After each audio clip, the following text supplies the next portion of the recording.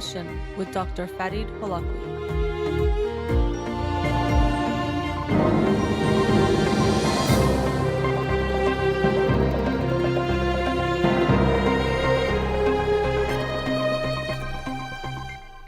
Good evening, welcome to In Session. I'm your host, Dr. Farid Holakouee, and I'll be with you for the next hour here on Radio Hamra. Studio number to call in, 310-441-0555. You can follow me on Twitter or Instagram or like my page on Facebook to get updates on the show or suggest topics or books for the program, and the shows are uploaded at the end of each week to my SoundCloud page and podcast on Spotify and Apple Podcasts. Let's get to the books of the week. The book of the week for this week that I'll talk on next Monday's show about is An Indigenous People's History of the United States by Roxanne Dunbar Ortiz. An Indigenous People's History of the United States by Roxanne Dunbar Ortiz. As is obviously the case, there's so much we don't know, and I recognize that although I've familiarized myself with the American history in relation to the treatment of Indigenous people of America, but I have so much to learn, and so recently came across this book and wanted to read it to educate myself some more, and look forward to reading it and sharing it with you next week on Monday's show. The book of the week from last week that I'll talk about tonight is, give me just one moment, The Mind and the Moon by Daniel Bergner. The Mind and the Moon, My Brother's Story, The Science of Our Brains, and the Search for Our Psyches. And this book was part story and part history. And so he shares his brother's story, Bob, who deals with bipolar disorder, which might include psychosis, or does include psychosis, but also follows Caroline, who also has hallucinations from psychosis, and David, who has a severe depression, and follows their histories and what they go through, the differences and experiences that they have, but then also their interactions with the mental health practitioners, the mental health system, and essentially how they are very strongly pushed and almost forced to take medications in some cases, and then deal with those consequences and what they go through as a result. And so also in tracing their stories, it also follows the history of the biological model of mental illnesses, specifically when we think of things like chemical imbalances. And that phrase has been used so much for decades that it's still very much part of our common parlance, common conversation. We say that, oh, someone has a chemical imbalance, that's why they are depressed, or they have schizophrenia, or whatever it might be, even though precisely what that means or understanding if that's actually the case, there's not a lot of evidence for that. And recently, and I talked about this last week, there was some studies, a meta-analysis that found that there doesn't appear to be this relationship between low serotonin and depression, as has often been the case, or that serotonin levels don't seem to be predictive of depression, even though that's been something that we've thought of for years. Low serotonin leads to depression. And so if you're depressed, you need more serotonin. That's why you take drugs like SSRIs that deal with serotonin or try to maintain more serotonin in the synapses so that you have essentially more serotonin in your brain. So we see that this history of this chemical imbalance and that we can fix mental illnesses using these drugs has been part of our framework for decades now, and it still exists, that chemical imbalance. And the title of the book, it didn't hit me. I had like this kind of like aha moment late in reading the book, and I think he might have intentionally done it that way, but maybe you could have seen it earlier. But The Mind and the Moon.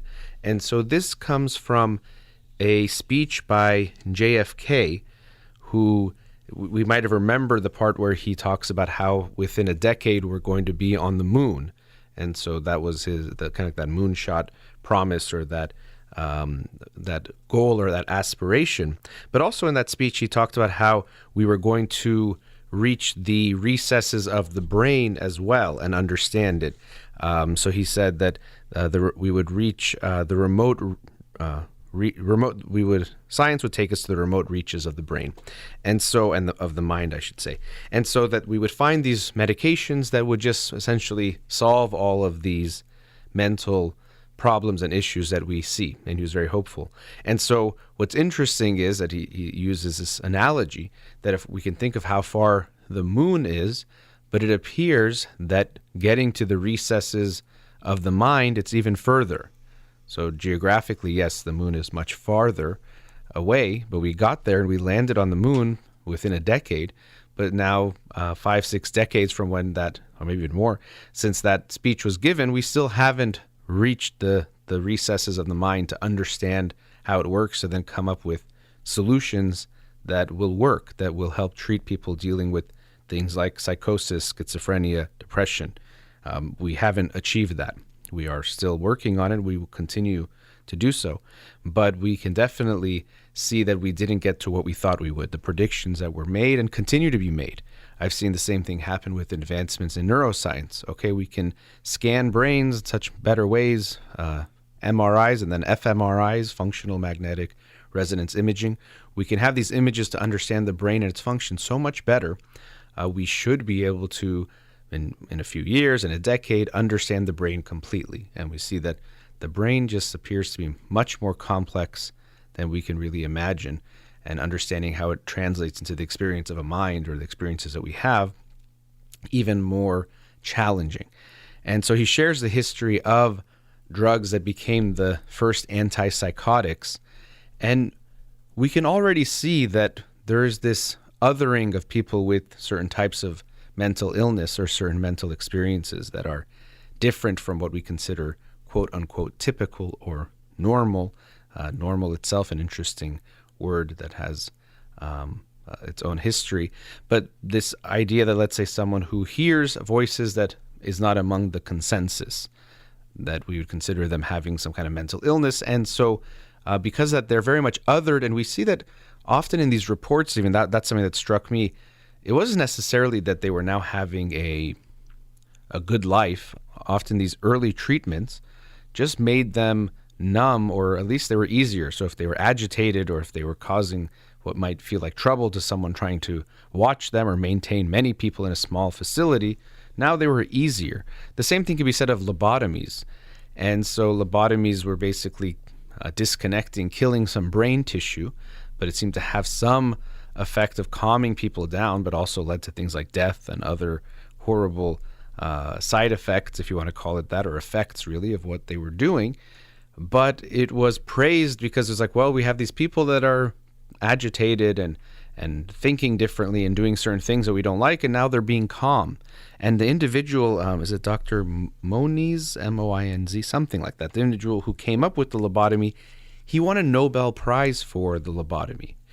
And so I think that point is very powerful when we consider the humility we want to have in general. I've talked about this also in the book, How Minds Change, brought this up very clearly, of what we think we know when we think we know something, or we're so clear, even as a science, but as individuals, but whatever it may be, this epistemic humility, this intellectual humility, that individual won a Nobel Prize for doing something that we would say is incredibly inhumane and horrible and not good at all, and no one would even dare think of doing that kind of treatment now. But they won a Nobel Prize. It was state of the art. It was praised and lauded for being such a great discovery and advancement. And so that's just something to be aware of. And I'm trying to be aware of that myself, because I've realized, I'm sure I've promoted ideas similar to a chemical imbalance before, maybe even in the time that I've been doing this show, certainly before that, because that was the just accepted truth. That was a reality. Or even now, last week I was thinking about on the show, I was talking about, it seems like connectivity seems to be even more important in the brain. How do different parts of the brain interact? Not just one part of the brain, not just one neurotransmitter, but connectivity. And there seems to be something there. But I did think about that, and he actually mentioned in the book people talking about connectivity, and that's, I think someone was being not skeptical, being aware that we want to be humble with that as well. And that made me think about that I have to be aware of how I share those ideas, that it's our best understanding, but our best understanding obviously will be limited, and we want to be mindful of that in the sense that we don't think of it as some kind of absolute truth. So we see these advancements, we understand better, but we can understand that we can be very off too. Sometimes it seems like it's obviously this, but it turns out not to be the case. And so he does a great job of weaving the history and these three individual stories. One of them, his brother, Bob, so he has obviously a very up-close relationship with him and his own interactions with him. And he's vulnerable in sharing sometimes where he was mean to him growing up, actually very mean to him. He was the older brother himself, but then his brother was getting bigger and stronger and different characteristics and talents he didn't have. And he was using whatever he could against them at times and being mean to him. And there's also his relationships with his parents, their relationships with their brother. And it's heartbreaking at times seeing this, that the pain of this individual, but also worse than the pain, how he was treated and treated as an other at times for just being different from what is the norm, whatever that may mean. And norm doesn't even mean healthy, but let alone what does it actually mean for someone to be normal. But he was very talented, or is. He shares his experience throughout his life as a musician and very talented artist in different ways, dancing, music, singing, and how later in his life he was no longer on medications. He was diagnosed with a severe bipolar disorder, and he had hallucinations at different times, had some visions of things, or he had to go save his grandfather's life, and somehow he's connected to Joan of Arc. But he was a very talented musician and also was very good at connecting with people. And he goes to, as a chaplain in different roles, helps individuals by using music to connect them really to themselves, but to each other. And it's quite beautiful. And we can see that he has these talents, these abilities, these gifts, but he could be seen as just different and not okay. And because of that, we have to fix him. We have to take away these parts of him. And I think these issues are complex because there is mental illness that is harming the individuals and can harm others. So we have to be aware of that. So I'm not saying we should just forget about treating mental illness. That obviously wouldn't be something I would be in favor of. But to be aware of how much we can take away individuality of people by thinking they have to be a certain way. I also will talk about in the next segment some stories he shares, or two parables he shares, and related to that, some thoughts on how we want to look at one another, but look at people that whoever you think is different or some kind of other, recognizing that often they aren't so different, or the way that they are is okay. We can accept them the way they are and recognize there's going to be gifts in even thinking differently or seeing things a different way. And both of those parables are in the book, and I thought they were very, very powerful. When I read them, I was really struck by them. But I did enjoy this book. I didn't know what to expect when I came across it and then decided to order it. It just had some interesting prospects, the idea of his brother and following his journey through mental illness. Also in the book, it talks about David, who he details in the book, one of the three people he follows closely, dealing with depression, severe depression, but then also dealing with coming off of antidepressants, which can have some really negative consequences, and many people do experience these side effects that can be very painful, very debilitating. And so he goes through that, but also tries things like psychedelics to have that as a type of treatment.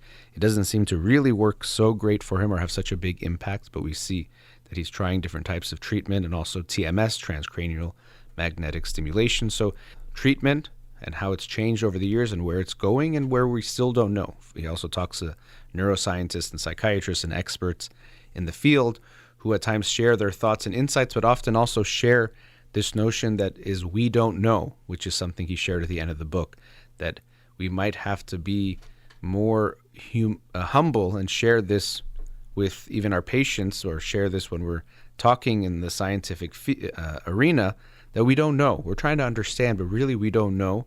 People want definitive answers, and I get that. People sometimes will come to you and say, this is happening with me or with my child or with this person, and you want to give them a clear answer because you see how worried they are, how concerned they are, how they just want some kind of a idea that it's going to be okay or some solution.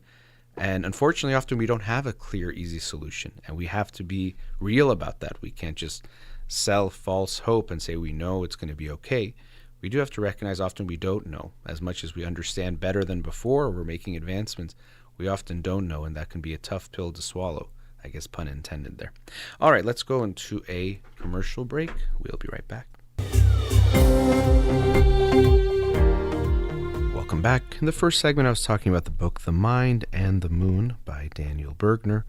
The Mind and the Moon, My Brother's Story, The Science of Our Brains, and the Search for Our Psyches.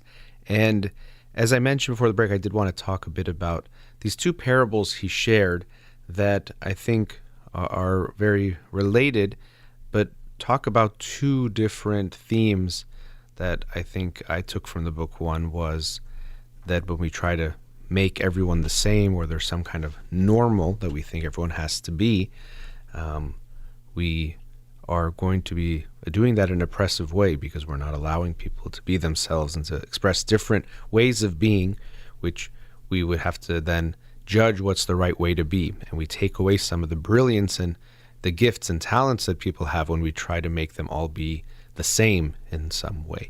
And then the second one relates more to the mindset of treatment that often we think when we're treating someone, especially with mental illness, and if it seems what we consider bizarre or different, that we treat them as this other, as this weird, this object to be acted on. Even they say, has this person been tried on this medication?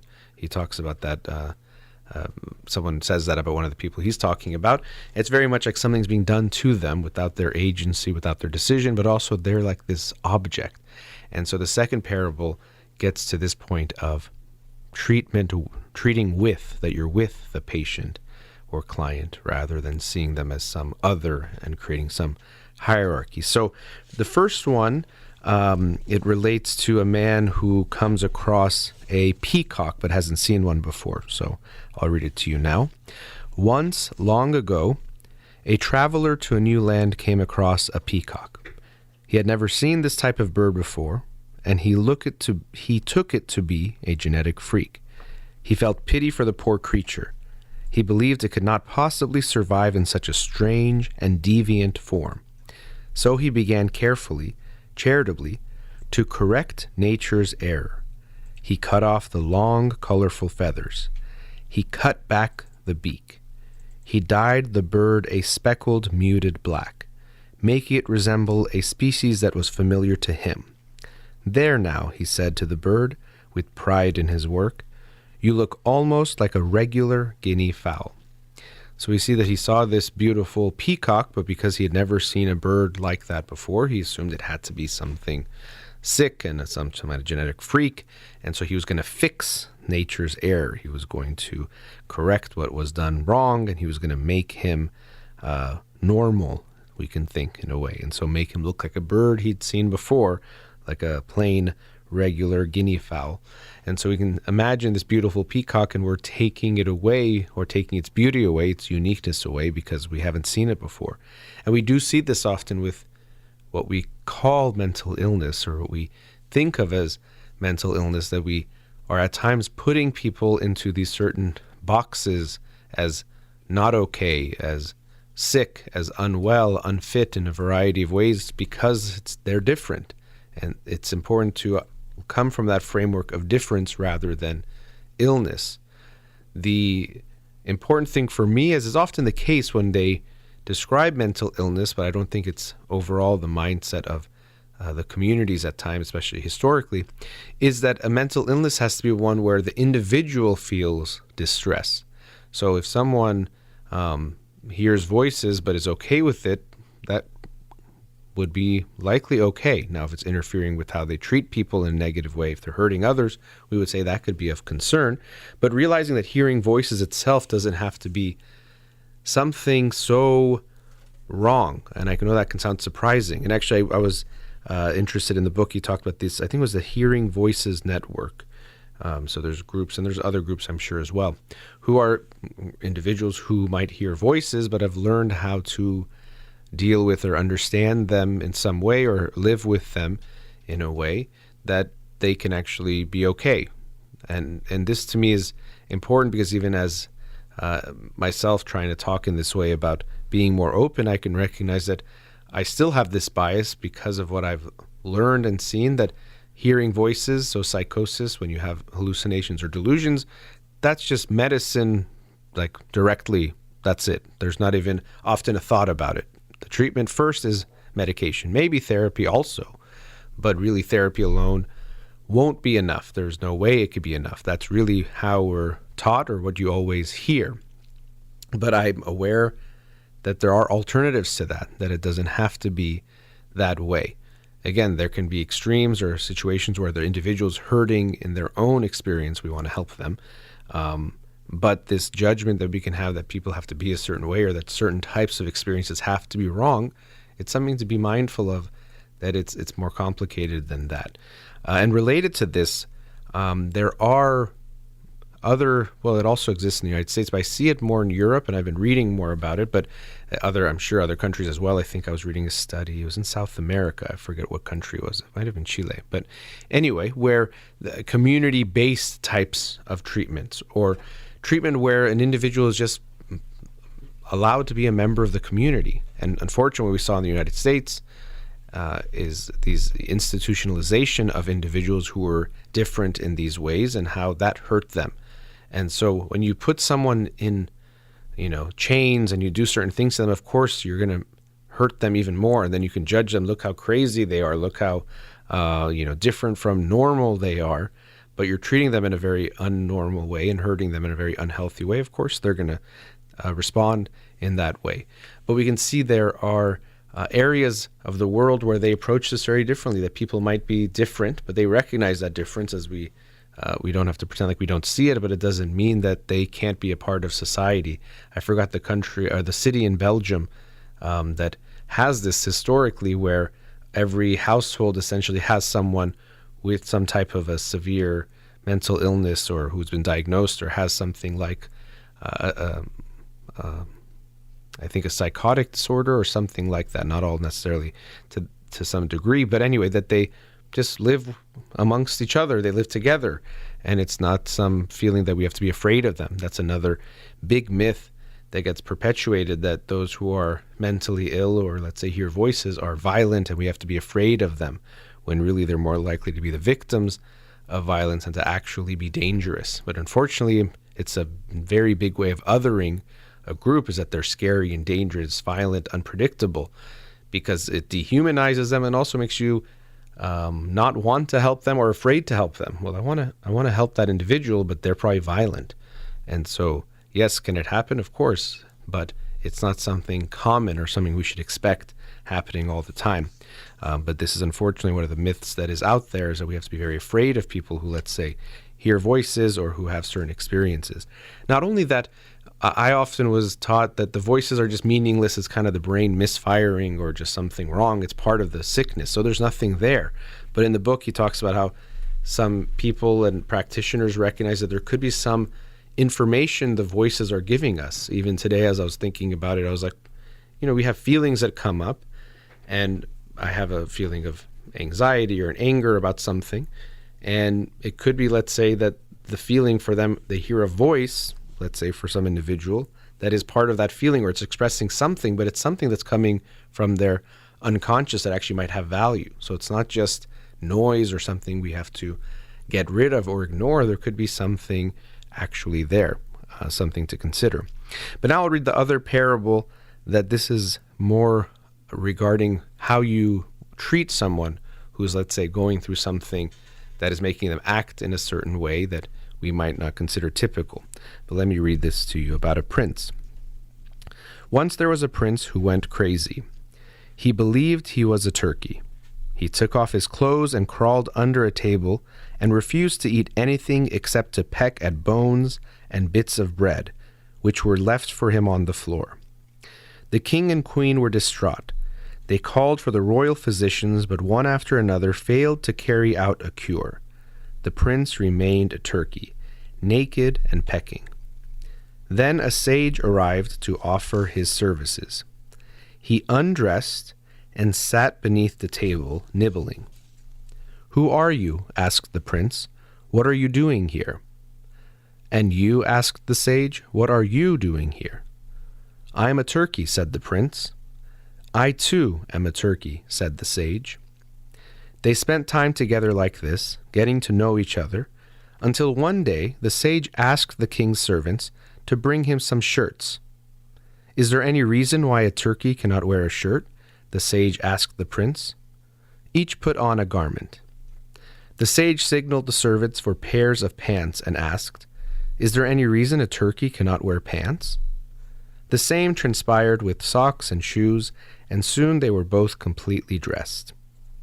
Next, the sage requested regular food, and when this was brought, asked of the prince, "Is there any reason why a turkey cannot eat good food? I think one can eat when one wishes and still be a turkey." They feasted together, and some time later, the sage inquired, "Is there any reason why a turkey must sit under the table? Surely a turkey may sit at the table with his place nicely set." And in this way, the prince was finally cured. And so it's a beautiful story, and it might seem kind of like a silly story, but I actually do think there's a lot of value in that story, and even in reality of connecting in that way. I remember when I was interning at the psychiatric hospital during graduate school, hearing one of the I don't know if he was a supervisor, I forgot who he was, a psychologist or probably psychologist, but anyway, he was saying that he would sometimes talk to clients the way they were talking, even if it was bizarre, back to them. Not in a way that was mocking them, of course, but in a way of showing that I'm kind of with you, or I'm trying to connect with you, or be one with you. So this is that idea I was saying before that he brought up in the book of being with.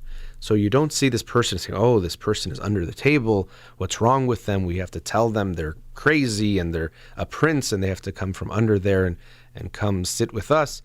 But this sage, who was this healer, he went and joined the prince under the table and said, "I'm with you. I want to be with you. We're together. We're one."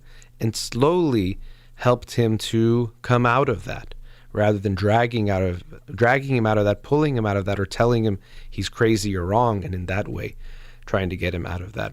I actually remember when I was at the psychiatric hospital, one of my supervisors, Dr. Dodorian, he actually, I think, said it very well, because it was challenging if you're talking to someone and let's say they see something that you don't see, or they hear something you don't hear.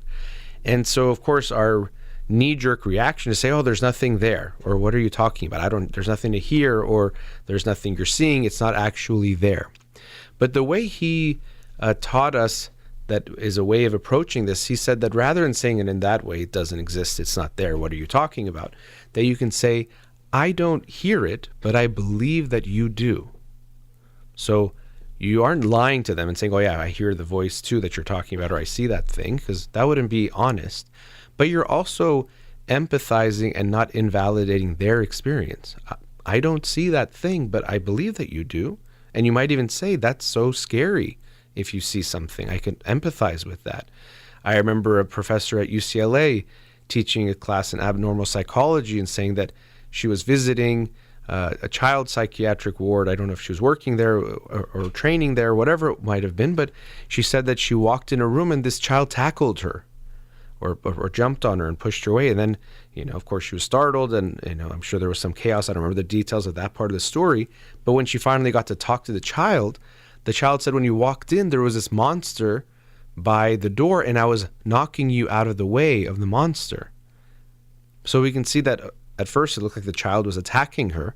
And if we go back to our myths of someone who is seeing things, hearing things is very dangerous, it's like, "Oh, this wild child attacks the doctor."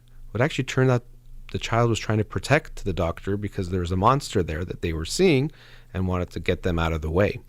So if we try to understand someone's experience, we can see that there's almost always going to be much more than what meets our eye of what's happening there. What are they going through? And when you want to help someone in whatever way it might be, the best we can do is to meet them where they are.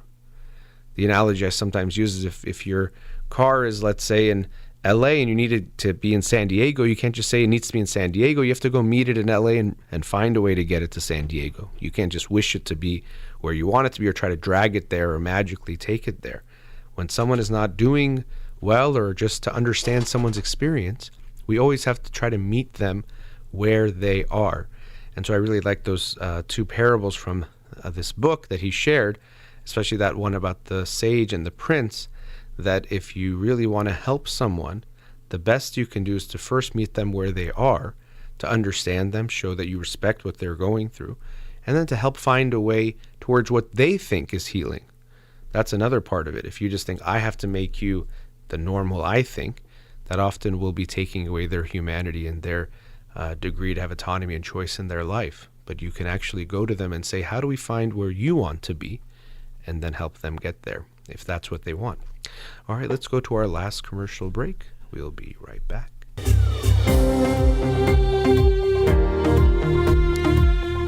Welcome back. So today I've been talking about mental illness, the ways we view mental illness, the history of mental illness and the medications that have come across that. In this book, The Mind and the Moon by Daniel Bergner, he outlines how harmful at times the side effects of these medications were that was often overlooked. And of course, not surprisingly, a big culprit in a lot of that was the pharmaceutical companies and the power of money, that billions were being made with these new medications, but the victims were really those who were getting the medications, and at times even billion-dollar fines were paid by these companies. But we see this happen, and it's happened again with the Sackler family and Purdue Pharma with the opioids, that they make tens of billions and then they pay several $billion in fines. And so when we see the rulings, it sounds like a big deal. When you find out a company has to pay several $billion in fines, you're like, wow, they got punished. But when you realize if you make 12 billion and then get fined 5 billion, that's, most people will take that offer or that gamble, and that's what they're doing. And so it's unfortunate we see how much the power of the pharmaceutical companies and money impacts what's going on here, impacts even the doctors, impacts even lawmakers, because it becomes part of the rhetoric. We see how much he talks about in the book. There was propaganda in different ways that the companies did to show that the side effects are minimal. They do their own studies, and to share this with the doctors. Same thing we see with the opioid crisis, where it was presented that OxyContin would be helping with pain and was not addictive, that I think 1% of people would get addicted, or not even that, which was totally bogus, but they were able to promote that to the point where doctors were convinced, and doctors were often in good faith prescribing this medication because they thought it was going to help their patients. But unfortunately, for many of them, it led to addiction and even death. And so that's a heartbreaking part that, again, I say it's not surprising because we see it so often, plays a part, but definitely a big part of that healing does not seem to be the driving force. Unfortunately, at the end, the money can become a big part of what happens there. But, medications, I want to be clear, it's not some black and white thing. Many people have been helped, their lives have been saved by psychiatric medications. So it's not to say that they are all bad and no one should take them. They can be helpful for many people. It's recognizing that they are limited at the same time. And we want to think it's an easy fix, and often can have that intention, or might become our understanding. I mentioned this last week. You hear the term an antidepressant. It seems pretty clear. If you're depressed, you take an antidepressant, you're no longer depressed. You have anxiety, you take an anti-anxiety medication. Now, the medications are called that, but it doesn't mean they just have that action easily. And he talks about the drugs for depression, that we often don't know exactly what's going on. Is it too much serotonin? And then the drugs for psychosis, for schizophrenia.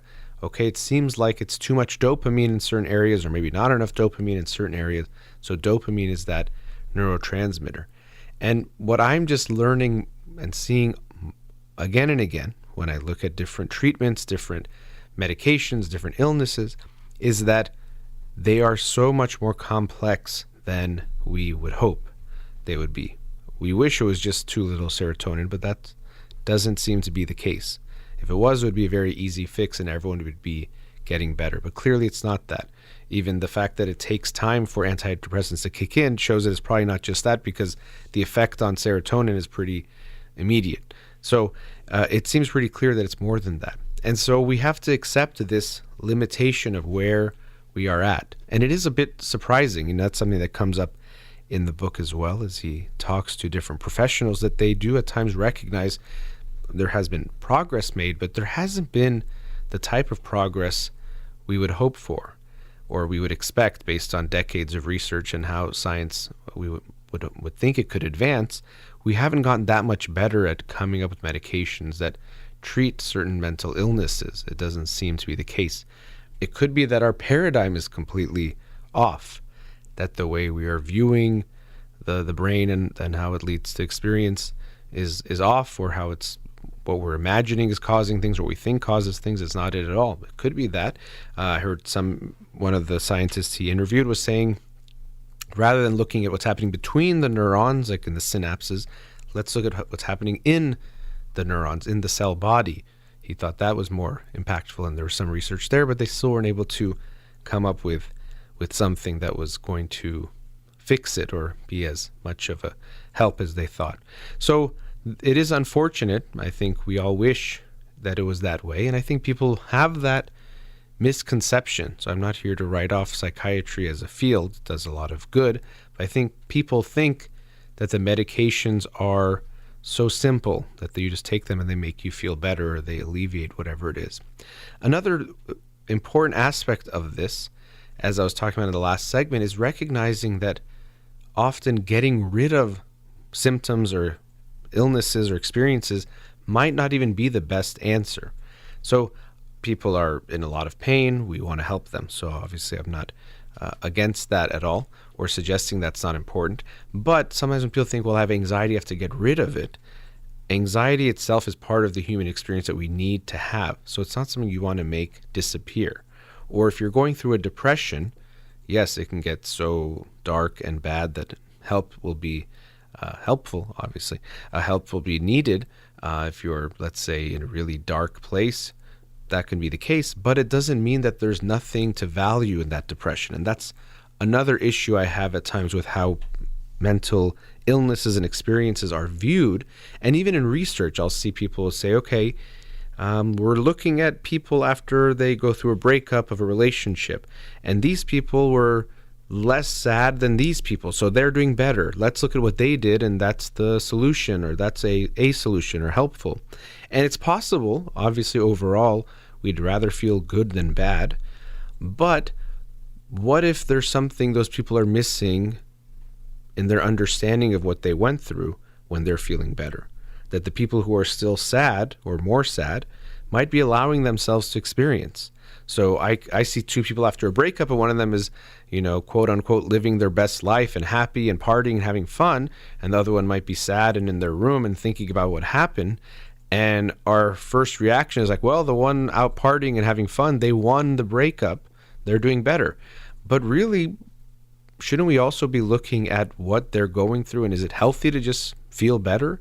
It's kind of like if we looked at two people who had a disappointment, and one got high on drugs and the other one just thought about things, and the one who's high is feeling better, they won.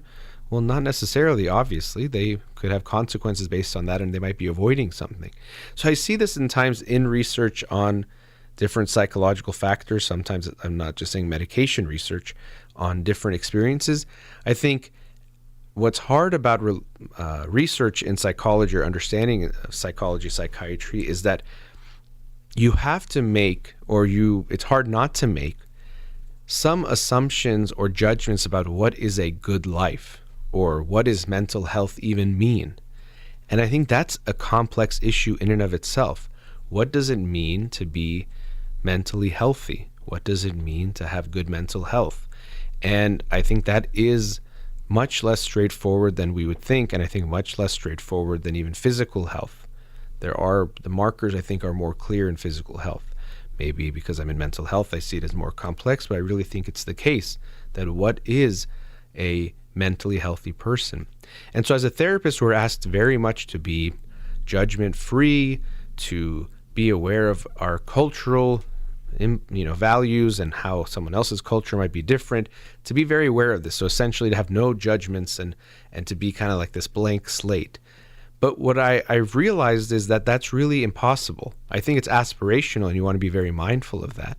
But I even realized I was talking to a colleague about this, that when you're listening to someone share their experience, let's say they're telling you about the last week, you'll follow up on certain things. Now, sometimes you might want to just get more information on something, or you think something was significant. Let's explore that. But sometimes you ask questions because you think something they're doing is unhealthy, and you might not even say right off the bat that it's unhealthy, but try to understand. So let's say, a client tells me about their week. This happened, and then I called my sister in the morning, and we talked that I would this, and I called my sister at noon, and then and let's say they talk about calling their sister 8 times in a day. Now, and then they say their whole story. Now, you might be like, so you said you called your sister before this, after this, like that was 8 times. Is that like typical? So just in asking that question, obviously I'm saying that kind of seems like a lot of times to call your sister if it's something you do every day. Is that typical, right? So I'm having a judgment about, without even maybe thinking of it myself, just a reaction type of a judgment that's a lot of times to call one person in a day. Now let's say if something was happening, maybe they said, she was going in for some medical tests, so she was nervous, so we talked. Then I'm like, but see, clearly now I'm saying it's okay or justifiable or acceptable because it was a unique circumstance. But if every day you call her that much, that would be not healthy or not okay. So we can see that we can try to have no judgments, but we will. And I also think we, in a way, should, which I think this is where it gets very blurry because, yes, I'm going to have judgments that are impacted by me and they're my personal preference. But how can I have no understanding of what a good life or a healthy life is? I have to have some understanding that I'm operating from. And what I think is important is that as individuals, but especially if you're a psychologist, therapist, someone working in that domain, to recognize and know. So we can't pretend like we are judgment-free and everything is equal and no experience is better than any other experience. Every kind of relationship is as good as every other kind of relationship. The gender roles, I have no judgment on that. All of those things as human beings, we're going to have some kind of reaction and judgments to them. But what can be very important is to at least be aware of them. And so this is why in research, it's always important to understand what are my biases, what are the assumptions, the preferences, the places that I come from, and the experiences that I have that might impact how I view this topic, this issue, whatever it is that I'm studying. But we can't assume, no, there's no value system here. That's something that science tried to do or thought they were doing. They said, well, it's a scientific method, it's unbiased. And then now history has shown time and time again that it has been and continues to be very biased. It's just that we don't see them. That's how biases work. When you have them, you just think you're seeing the truth, not recognizing that it is a bias or being impacted or influenced by a bias. And really, we can recognize that that's how we're constantly viewing the world. We don't have this purely objective view of anything. Even our sensory experience can be considered some type of a controlled hallucination, not something that we just see everything, feel everything from the outside. This is why actually when we talk about hallucinations, we even could be mindful of the language because we say, they hear voices that aren't there, which means that everything else I hear and see is exactly as the world is, which isn't the case. So we can see how difficult these issues are, but I do hope this mindset that we can be so quick to judge others, judge their experiences, judge who they are, if it's different from what is considered the norm, whatever that can mean, or what we think of as good or healthy, but recognize that we have a lot of these judgments that don't necessarily mean they're true or right, but they're coming from somewhere. We want to evaluate them and look at them more closely. So I enjoyed this book. I didn't expect it to be exactly the way it was. It was actually better than I expected, I would say, because it talked about things in a way I did not anticipate. So that was The Mind and the Moon by Daniel Bergner. That brings us to the end of tonight's show. A big thank you to Ghazaleh here in the studio. You've been listening to In Session with Dr. Farid Holakouee. Be kind and take risks. Have a wonderful night.